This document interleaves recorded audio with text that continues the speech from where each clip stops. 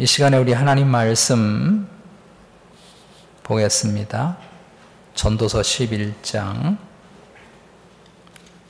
1절부터 8절 말씀까지입니다. 전도서 11장 1절에서 8절 말씀까지 구약성경 959페이지에 있습니다. 11장, 전도서 11장 1절에서 8절 말씀까지 한 절씩 서로 교독하도록 하겠습니다. 제가 1절 읽습니다. 너는 내 떡을 물 위에 던져라. 여러 날 후에 도로 찾으리라. 7에게나 8에게 나눠 줄지어다.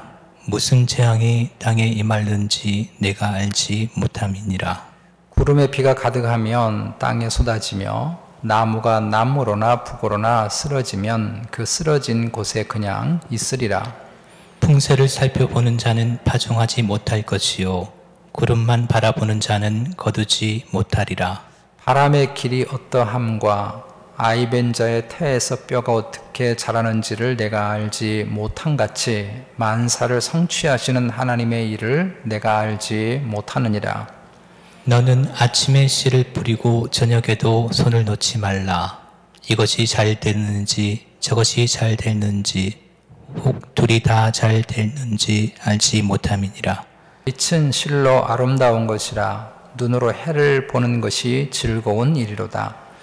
사람이 여러 해를 살면 항상 즐거워할지로다. 그러나 캄캄한 날들이 많으니 그 날들을 생각할지로다. 다가올 일은 다 헛되도다. 아멘. 영국의 캠브리지 대학의 물리학과를 졸업하고 태국의 승려가 된 아잔 브라흐마라고 하는 사람의 이야기 중에 이런 이야기가 있습니다. 그가 태국에서 절에서 훈련을 받는 중에 절을 새롭게 짓게 되어졌는데 돈이 없어서 어쩔 수 없이 모든 승려들이 다 공사를 하게 되어졌습니다. 아잔 브라흐마는 영국인이기도 하고 평생 공부만 해서 책상에 앉아 있었던 그런 사람이기 때문에 그런 벽을 쌓는 일을 해본 적이 전혀 없었습니다. 그러나 모든 승려가 다 참여를 해야 하는 일이기 때문에 어쩔 수 없이 자기도 하나 부분을 맡아서 벽돌을 쌓는 벽을 쌓게 됐습니다. 처음 해보는 일이라 잘 될 리가 없죠. 몇 번이나 쌓다가 다시 허물고 쌓다가 허물고 여러 번 반복을 해서 드디어 자신의 생애 처음으로 벽을 완성했다는 것입니다. 그런데 다 쌓고 기분이 좋아서 벽을 보니까 가운데 벽돌 2장이 삐뚤어져 붙어 있는 것입니다. 정말 보기가 싫었습니다. 너무 부끄러워서 자신도 그 벽을 보려 하지 않았고 절을 지었다고 많은 사람들이 구경을 와서 자신이 그 구경하는 사람들의 안내를 담당할 때 자신이 쌓은 벽 근처에는 안내를 하지 않았습니다. 그렇게 서너 달을 하다가 어떤 방문객이 그만 자신이 쌓은 벽을 보게 됐다는 것입니다. 근데 그 사람이 보자마자 야, 이거 누가 쌓았어요? 정말 아름다운 벽입니다. 이렇게 말을 했다는 것입니다. 아잔 브라마가 놀라서 선생님은 차에 안경 두고 오셨습니까? 가운데 2장이 삐뚤게 있는 것이 보이지 않습니까? 이렇게 말을 했더니 그 손님이 자기 인생을 바꿀 수 있는 평생 지워지지 않는 말을 했다는 것입니다. 당신은 왜 꼭 삐뚤어진 벽돌 2개만 보십니까? 바르게 붙어있는 998개의 벽돌은 보이지 않습니까? 그 순간에 아잔 브라흐마는 눈이 열렸다는 것입니다. 그리고 다른 시각으로 자신의 벽을 보니 자신이 쌓은 벽이 그렇게 아름다울 수가 없었다는 것입니다. 시각이 달라지고 관점이 달라지니 모든 것이 다르게 보이는 것입니다. 전도서는 우리의 삶의 시각과 관점을 달리해서 우리 인생을 바라보라고 하나님이 우리에게 주신 아름다운 말씀입니다. 전도서에는 크게 두 개의 시선이 있습니다. 해 아래의 시선이 있고 해 위의 시선이 있습니다. 그런데 해 위의 시선은 한 번도 언급된 적이 없습니다. 이건 마치 감추어 있는 보화처럼 그렇게 말은 하지 않고 있고 오히려 해 아래의 시선에 대해서 적나라하게 인생의 삶을 고발합니다. 근데 역설적이게도 그렇게 해 아래의 시선으로 우리 인생을 적나라하게 자꾸 강조하고 고발하는 것을 통해서 역설적이게도 우리에게 해 위의 시선을 가지고 인생을 바라보라고 강조하고 있는 것입니다. 해 아래 시선으로 인생을 보니까 인생은 참으로 헛되고 헛되며 모든 것이 헛된 것이었습니다. 열심히 일을 해도 허무하고 재물을 쌓아도 허무하고 공부를 많이 한다고 해도 허무하고 권력을 쥐어도 이 땅에서는 허무한 인생이다라는 것입니다. 많이 가진 사람이나 적게 가진 사람 모두가 다 죽음이라고 하는 마지막을 경험하게 되고 늙어가는 인생을 경험하게 된다는 것입니다. 더욱이 세상은 부조리한 일들이 많아서 누군가는 그렇게 열심히 노력하고 성실하게 살았음에도 불구하고 세상에서 성공하지 못하는 인생이 있는가 하면 누군가는 인생을 아무렇게나 살았음에도 불구하고 세상의 부와 명예를 누리는 사람들도 있더라는 것입니다. 그러나 이것은 하나님이 없는 해 아래에서 바라보는 인생의 삶의 모습이고 부조리해 보이고 부합리해 보이는 이 땅의 삶의 죄 아래에 있는 하나님에게서 멀어져 있는 이 땅의 삶의 모습일 뿐입니다. 그동안 하나님은 전도자를 통해서 이런 해 아래의 시선을 적나라하게 주목하도록 했습니다. 결코 인생을 그럴듯한 가면이나 헛된 희망으로 감싸고 있지 않습니다. 아예 죄 아래에 있는 인생의 삶을 확 뜯어내고 우리의 삶이 어떠한가 하는 것에 대해서 적나라하게 바라보도록 한 것입니다. 그리고 이제 결론을 향해 달려가면서 우리에게 해 위의 시선으로 우리들의 삶을 다시 바라보기를 권면합니다. 그렇게 바라보는 우리의 삶은 그렇게 아름다울 수가 없고 값질 수가 없고 귀한 것이 없는 것입니다. 하나님이 우리에게 주신 생명과 삶과 우리가 살아가는 모든 삶의 여건이라고 하는 건 말할 수 없는 하나님의 은혜이고 선물이라고 하는 것을 보게 됩니다. 이 선물을 아름답게 살아가는 것이 행보이고 지혜임을 전도서는 강조합니다. 이제 전도자는 결론을 향해 달려가면서 하나님이 우리에게 주신 이 삶, 아주 한평생, 짧은 한평생을 살아가는 이 소중한 삶의 순간들을 도전하고 모험하면서 살기를 오늘 말씀을 통해서 당부하고 있습니다. 우리가 받은 하나님의 인생의 선물은 미래를 알 수 없는 것이고 그 선물의 깊이를 알 수 없는 것입니다. 그것이 인생이죠. 2절 말씀에 여러분 주목해 보시면 7에게나 8에게 나누어 줄지어다 무슨 재앙이 땅에 임할는지 내가 알지 못함이니라. 우리가 작년 한 해 그리고 올 한 해를 시작하면서 코로나 팬데믹이라고 하는 정말 끔찍한 재앙을 전 세계가 그리고 우리가 실제 삶에서 지금 피부로 경험하고 있습니다.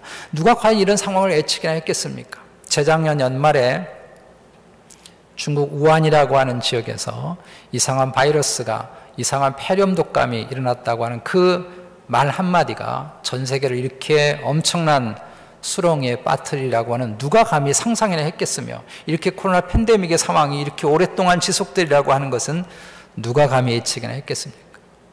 우리들의 인생은 앞으로 어떤 일이 일어날지 아무도 알지 못합니다. 다 하나님의 섭리와 손안에 우리의 삶이 달려있고 이 땅의 모든 역사와 나라와 권세와 주권이 하나님의 손안에 있는 것입니다.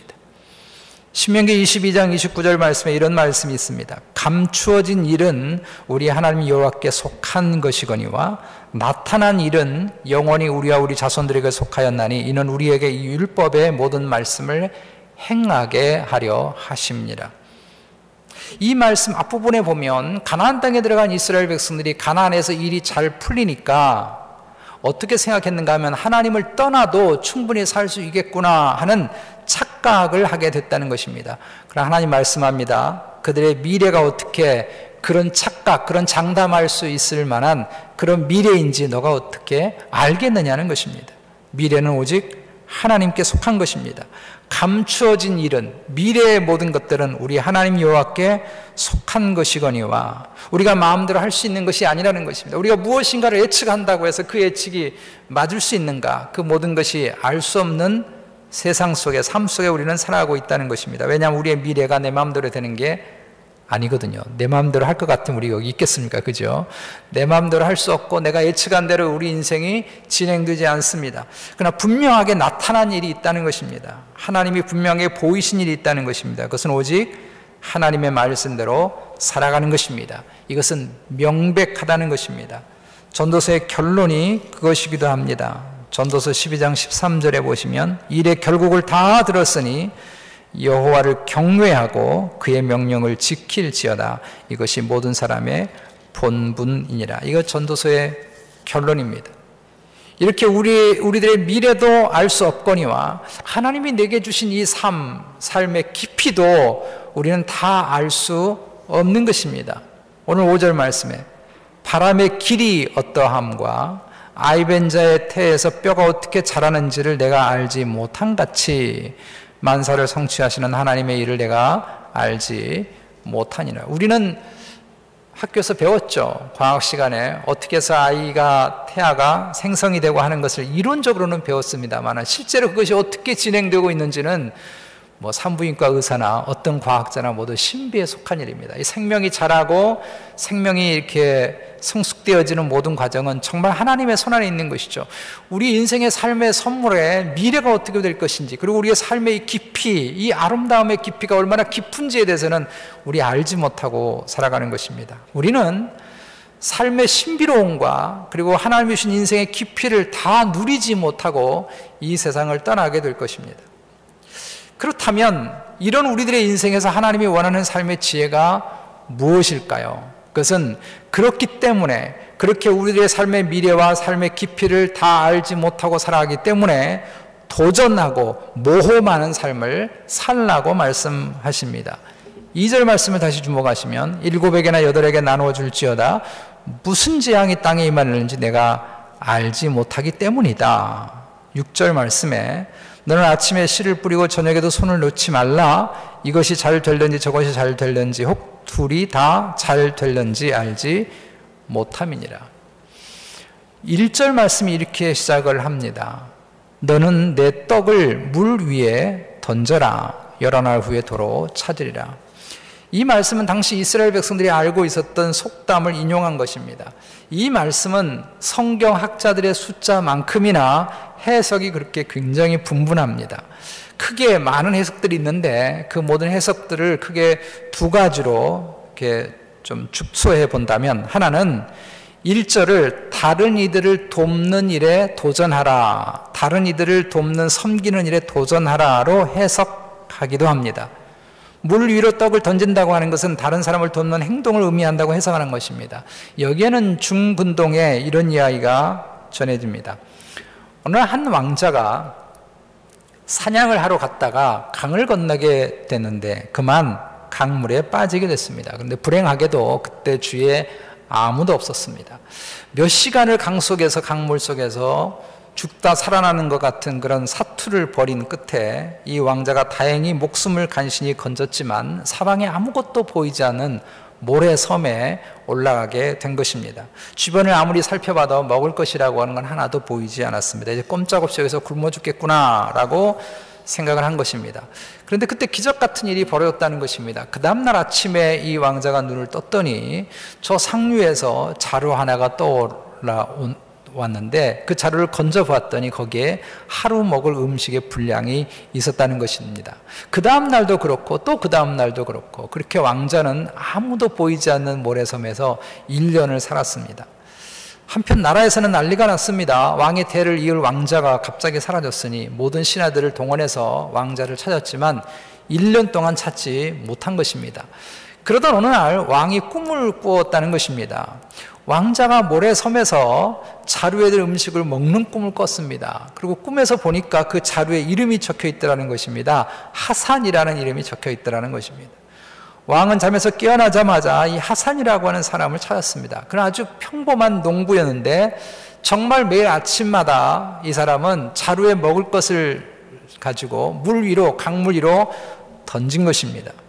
왕이 하도 신기해서 이 하산에게 물었습니다. 당신은 무슨 생각으로 음식을 그렇게 매일 자루에 담아서 물에 띄웠습니까?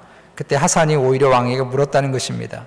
임금님, 우리나라에 있는 속담을 모르십니까? 저는 어릴 때부터 항상 아버지가 말씀하기를 내 식물을 물 위에 던져라. 그럼 반드시 여러 날 후에 도로 찾을 것이라고 늘 말씀하셨습니다.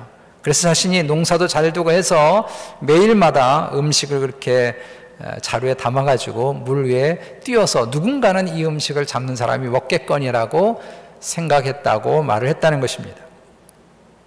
그래서 1절 말씀은 우리가 기회가 되는 대로 다른 사람을 돕는 일에 도전하라는 것으로 해석합니다. 그렇게 나누고 베풀고 섬기면 그것이 나에게 손해나는 일이 아니고 하나님이 언젠가는 우리에게 반드시 갚으실 것이라는 것입니다. 2절 말씀에서 7이나 8에게 나누어 줄지어다 이렇게 되어 있는데, 이 말씀은 될 수 있는 한 최선을 다해서 남을 섬기는 일을 하라는 것입니다. 7은 완전 수죠. 그만하면 너무 충분해. 내가 할 수 있는 만큼 최선을 다한 것이야. 그런데 8까지 하라는 것입니다. 더 지나치게 그렇게 하나님의 나라를 위해서, 다른 사람의 유익을 위해서 섬기라는 것입니다. 그럼 하나님은 반드시 그의 예측할 수 없는 미래의 삶을 책임져 주시고 반드시 갚아주신다는 것입니다.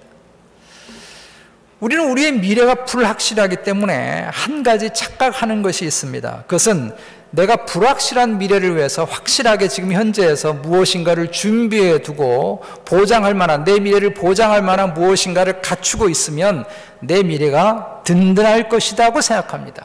그래서 우리는 은퇴 자금도 준비하고 보험을 들기도 하고 나의 미래에 대해서 하나하나 그렇게 준비를 하죠. 그래서 다른 사람을 섬기거나 베풀 여유가 없다는 것입니다. 내가 다른 사람을 위해서 시간을 허비한다든지 다른 사람을 위해서 물질을 허비할 만한 그런 여유가 내게 없다는 것입니다. 왜냐하면 내가 노후 생활, 내 앞으로의 삶, 요즘에 어떻게 100세까지 준비를 하고 계시나요? 내가 100세까지 살아가기 위해서 뭔가를 다 준비를 해야 되기 때문에 그런 여유가 우리에게 없다는 것입니다. 그러나 이것은 참으로 어리석은 생각이라는 것을 그동안 하나님은 전도서를 통해서 계속해서 말씀해 오고 있습니다. 왜냐하면 우리의 미래는 우리가 보장할 수 있는 것이 아니라 오직 하나님의 손안에 있는 줄로 믿습니다. 우리의 모든 미래는 하나님 손안에 있습니다. 내가 은퇴 자금을 다 준비했다고 해서 우리의 은퇴 인생이 보장되어 있습니까? 결국 그렇지 않다는 것입니다.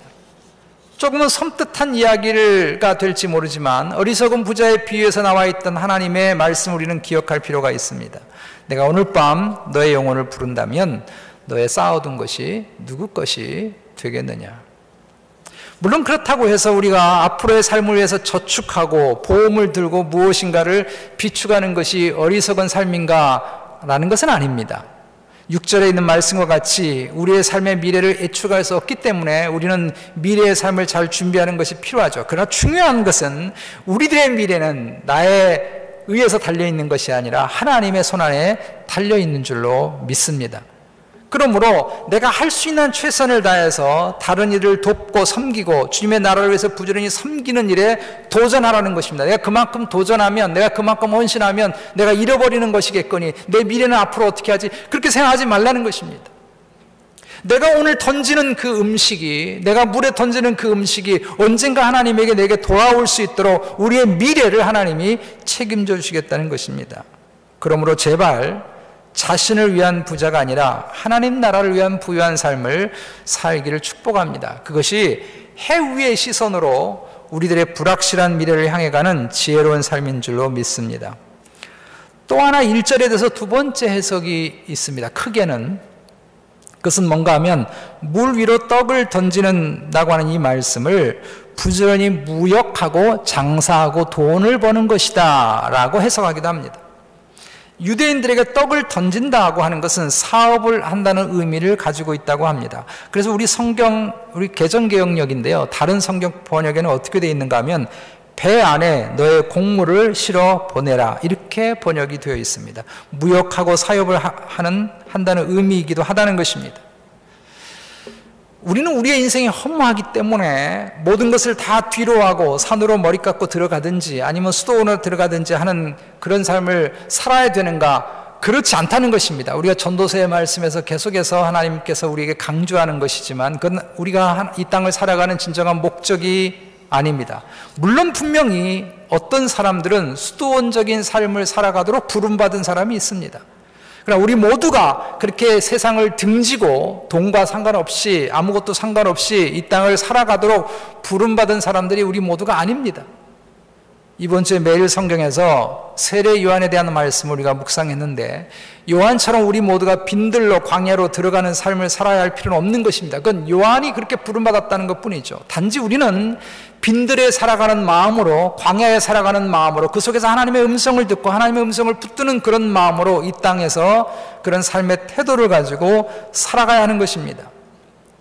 이 세상의 삶을 허무한 것으로 보고 아무렇게나 이 땅의 삶을 살아가는 것은 사탄적인 허무주의자일 뿐입니다. 전도서는 결코 우리에게 그런 삶의 방식을 요구하지 않습니다. 6절 말씀을 다시 주목하시면, 너는 아침에 씨를 뿌리고 저녁에도 손을 놓지 말라. 이게 여러분, 미래를 알 수 없는, 우리 인생의 깊이를 알 수 없는 우리 땅을 살아가야 되는 도전하는 인생의 삶의 메시지예요. 이것이 잘 될는지 저것이 잘 될는지 혹 둘 다 잘 될는지 알지 못함이니라. 우리 주님도 요한복음 5장 17절에서 내 아버지께서 이제까지 일하시니 나도 일한다라고 하셨습니다. 우리들의 삶이 불확실하다고 해서 삶을 회의하거나 게으르게 사는 것은 죄악입니다. 우리는 우리들의 인생의 배에 공물을 실어야 합니다. 부지런히 일을 해야 하는 것이고 부지런히 섬겨야 하는 것입니다. 아무리 코로나 팬데믹이 우리에게 있다 할지라도 우리가 해야 할 수 있는 일들에 대해서는, 우리가 해야 하는 일에 대해서는 최선을 향해서 달려가야 하는 줄로 믿습니다. 왜냐하면 6절 말씀처럼 이것이 잘 될지 저것이 잘 될지 우리는 아무도 알 수 없기 때문에 그런 것이죠. 그러므로 우리는 부지런히 씨를 뿌리고 물을 주는 도전과 모험의 삶을 살아가야 합니다. 이렇게 도전하는 인생을 살기 위해서 몇 가지 염두에 둘 것이 있다고 오늘 말씀하고 있습니다. 첫 번째로는 핑계하지 말고 도전하라는 것입니다. 핑계하지 말고 도전하라는 것입니다. 4절 말씀, 풍세를 살펴보는 자는 파종하지 못할 것이요 구름만 바라보는 자는 거두지 못하리라. 내가 오늘 씨앗을 심으러 갔는데 바람이 많이 불어요? 비가 올 것 같아요? 오늘 씨앗 못 심겠네. 오늘 추수를 하러 갔는데 먹구름이 꽉 꼈어요. 이 추수하다가 비가 오면 큰일 나겠지. 오늘 그렇게 추수를 못 하겠네. 이렇게 하지 말라는 것입니다. 머피의 법칙이라는 것이 있죠. 내가 꼭 뭐 하려고 그러면요, 꼭 핑계거리, 이유거리가 생기는 거, 그게 머피의 법칙이라는 거예요. 이빨이 아픈 것은 꼭 치과 문을 닫기, 토요일부터 아프기 시작을 해서 치과 문을 여는 월요일날은 안 아프다든지 이런 것을 머피의 법칙이라고 그러죠. 내가 꼭 할 말은 메일의 전송을 누르고 나서야 생각이 난다든지, 내가 전화를 받아서 무엇인가를 메모를 해야 되는데 메모지가 있을 때는 볼펜이 없고 볼펜이 있으면 메모지가 안 보이고, 이런 걸 머피의 법칙이라고 합니다. 마음 먹고 예배 지각을 안 하려고 일찍 서둘렀는데 하필이면 그날이 썸머타임이 시작이 돼가지고 또 지각을 한다든지, 이게 머피의 법칙이에요. 이렇게 사람은 무엇인가를 하려고 할 때 내가 핑계댈 이유가 생긴다는 것입니다. 자신이 공부를 많이 못한 것은 가난하기 때문이고, 내가 이렇게 형편없이 살아가는 것은 우리 부모를 잘못 만나기 때문이고, 내가 신앙생활을 잘못하는 것은 그런 여건을 하나님이 내게 주지 않았기 때문이다 라는 생각들을 가지고 있다는 것입니다. 잠언 26장 13절에 게으른 자는 길에 사자가 있다 거리에 사자가 있다 하느니라는 말씀이 있습니다. 우리가 인생을 살면서 거리에 사자가 있을 일이 거의 없죠. 물론 간혹 있을 수 있습니다. 그죠? 동물원에서 탈출한 사자가 거리에 나올 수도 있잖아요. 그런데 우리는 그렇게 생각한다는 것입니다. 내가 무언가를 하지 않으려고 해서 뭔가 핑계거리를 찾는다는 것입니다. 이렇게 핑계를 대면 우리 짧은 한평생 미래를 알 수 없고 내 인생의 삶의 깊이를 다 맛보지 못하고 이 세상을 살아가는 이 안타까운 인생의 삶에서 도전할 수가 없다는 것입니다. 새로운 창조적인 일을 해낼 수 없다는 것입니다. 그리고 후회하다가 많은 인생으로 끝나게 된다는 것입니다. 3절 말씀에 구름에 비가 가득하면 땅에 쏟아지며 나무가 나무로나 북으로나 쓰러지면 그 쓰러진 곳에 그냥 있으리라. 기회가 지나고 나면 아무것도 할 수 없다는 것입니다. 구름이 몰려오기 전에 서둘러서 파종을 하고 서둘러서 추수를 해야 할 것 아니겠느냐는 것입니다. 내가 나무를 베서 남쪽으로 쓰러뜨리려고 했다고 한다면 그때 빨리 베야지, 그 시기를 놓쳐버리면 이 나무가 북으로 쓸지 나무로 쓸지 내가 어떻게 알겠느냐는 것입니다. 그러므로 핑계대지 말고 부지런히 새로운 일에 도전하고 새로운 일에 모험하라는 것입니다. 우리가 인생을 살면서 핑계를 대는 이유는 뭔가 하면요, 실은 도전하는 삶에는 희생과 어려움과 헌신이 반드시 따라오기 때문에 그런 것입니다. 스위스의 내과 의사이고 심리학을 기독교의 신앙과 접목시킨 일에 평생 헌신했던 폴 트로니에라고 하는 분이 계십니다. 이분이 여러 책을 썼는데 그 중에서 모험으로 사는 인생이란 흥미로운 책을 썼습니다. 모험으로 사는 인생. 이분은 이 책에서 우리들의 인생이라고 하는 것은 하나님이 지휘하시는 모험이다 이렇게 정의를 했습니다. 근데 이분이 이 책에 아주 자기 자신에 대한 이야기 중에 흥미로운 사건을 하나 소개를 했는데요. 이분이 아내를 먼저 하늘나라에 보내고 10여 년을 홀로 사시다가 84세 재혼을 하게 됐습니다. 갑자기 84세에 사랑이 찾아온 것입니다. 사랑이. 그래서 피아노 연주 활동을 하는 여성을 만나게 된 것입니다. 그는 주저하지 않고 이 사랑의 모험을 떠나게 됐습니다. 여기에 감동받아서 혹시 이 방송 들으시는 분들이 재혼하는 역사가 있을지 모르겠는데요. 새로운 삶에 도전한 것입니다. 이런 삶의 도전과 모험에는 분명히 자신이 헌신해야 될 부분이 있고 희생해야 될 부분이 있습니다. 지금까지 10년 잘 살았는데 자기가 뭐 돈을 못 버는 사람도 아니고 건강하게 살았는데 혼자 살면 되지 싶은데 한 여성을 위해서 연주 활동을 도와줘야 할 상황이 된 것입니다. 기꺼이 이 도움을 필요로 하는 일에 자신이 섬김과 동역을 하기로 선택한 것입니다. 그는 주장합니다. 우리가 살아가는 이 땅의 삶이라고 하는 건 하나님의 섭리와 은혜 속에서 늘 새로운 땅을 정복해가는 설레이는 모험과도 같다 이렇게 표현합니다. 아브라함이 75세에 하나님 말씀을 붙들고 설레는 도전과 모험의 길을 떠났습니다.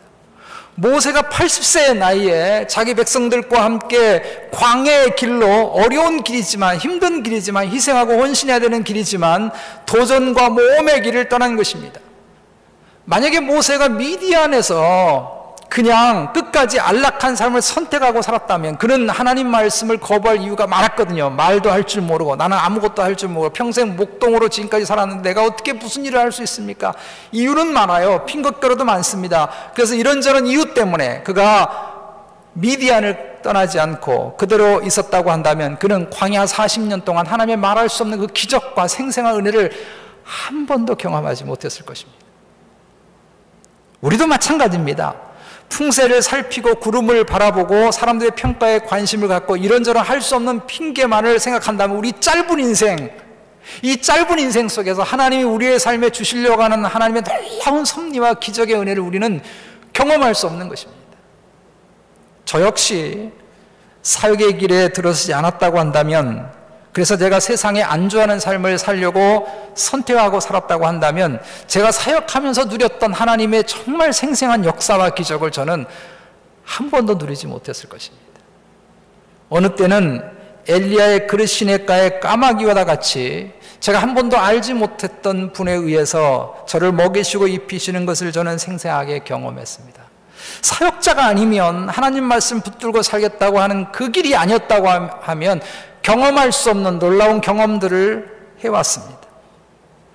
우리의 삶에는 분명히 할 수 없다고 생각하는 여러 조건들과 여건들이 있고 도전과 모험을 시도를 하면 반드시 경험하게 되는 희생과 고통이 반드시 있는 것입니다.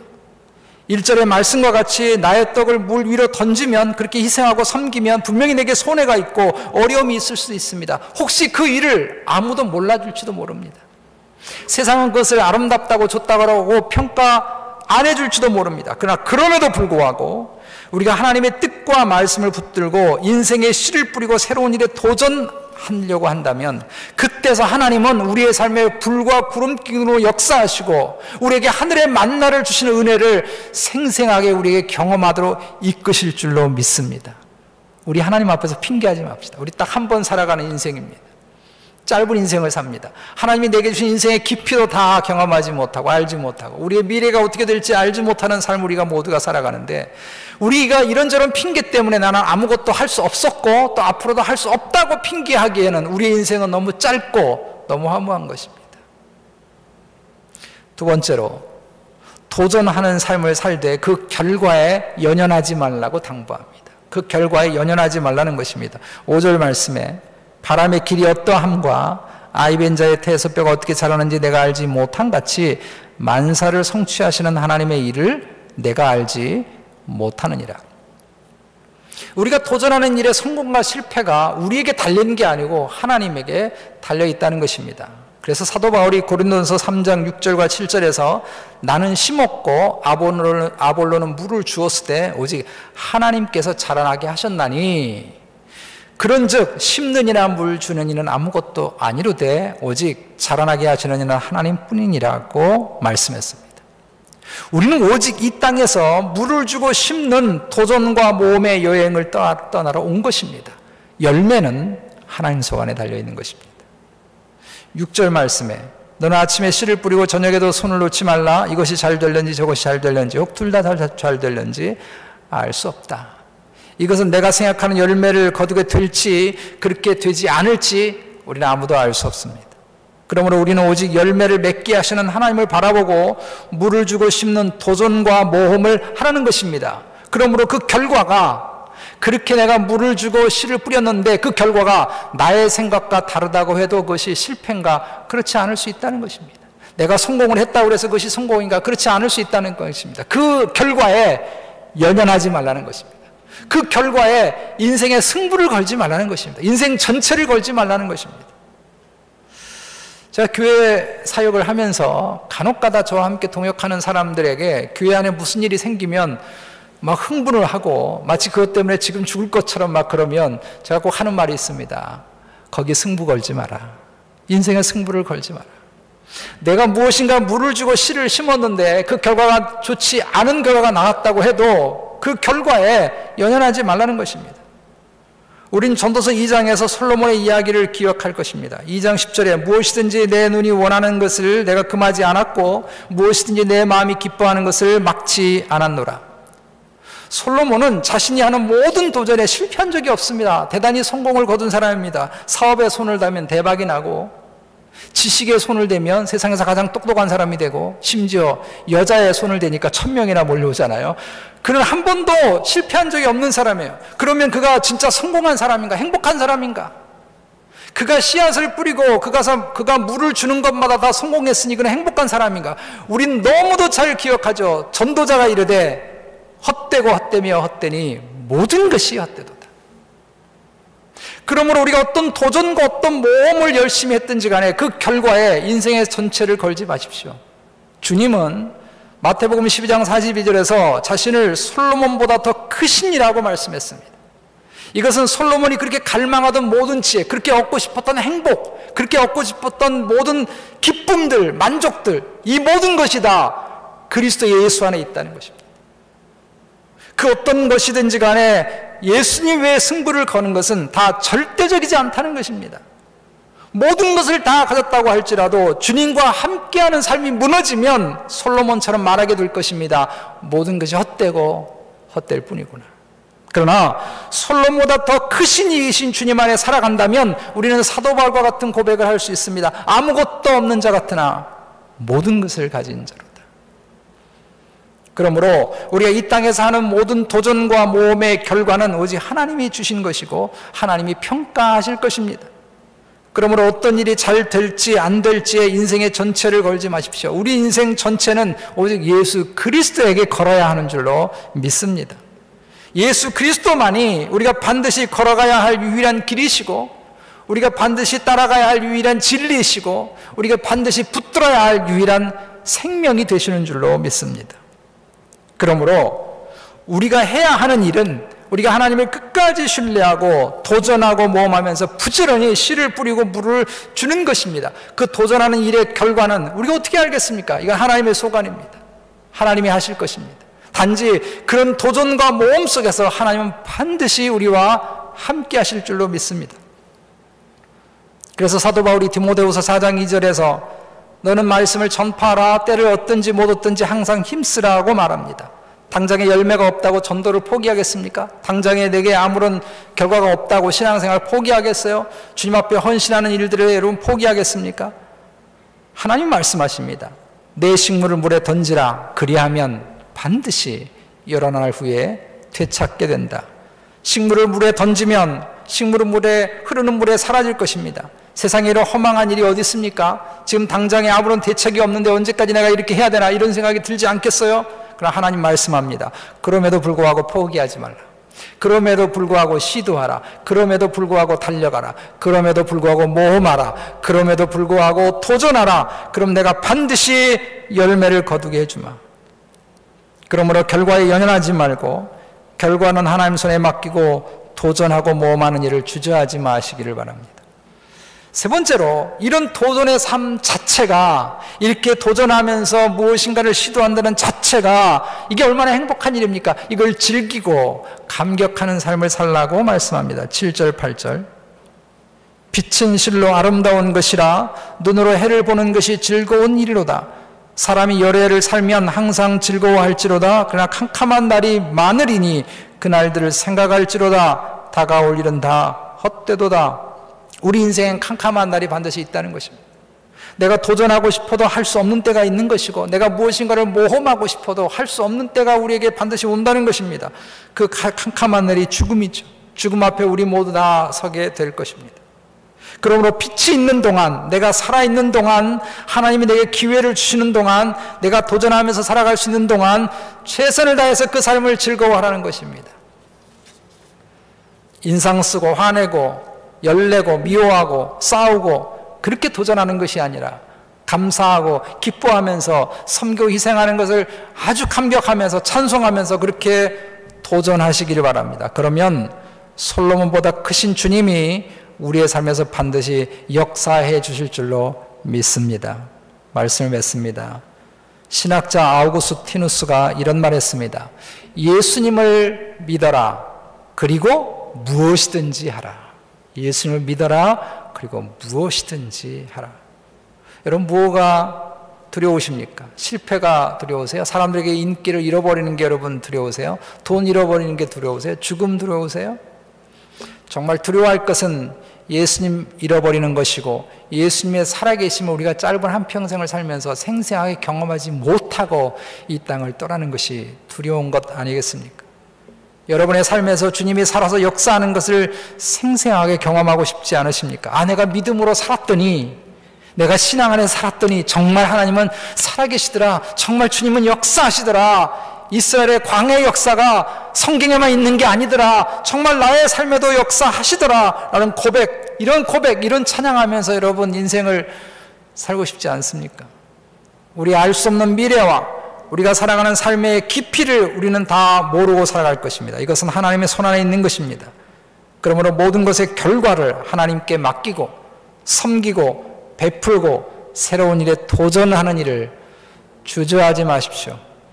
그렇게 나아간다면 모세의 광야 40년처럼, 아브라함의 가나안의 삶처럼, 사도 바울의 미지의 땅에서 경험했던 그 하나님의 손길들을 우리도 이 땅에서 경험하게 되실 것입니다. 우리 모두 그럼에도 불구하고 핑계하지 않고, 우리의 삶의 여러 가지 여건들이 형편이 그렇다 할지라도 그럼에도 불구하고 주님이 원하는 일에 우리가 도전하고 모험하는 삶을 통해서 이 2021년에도 풍성한 하나님의 은혜와 복과 생생한 하나님의 손길들을 누리며 살게 되시기를 주님의 이름으로 축복합니다.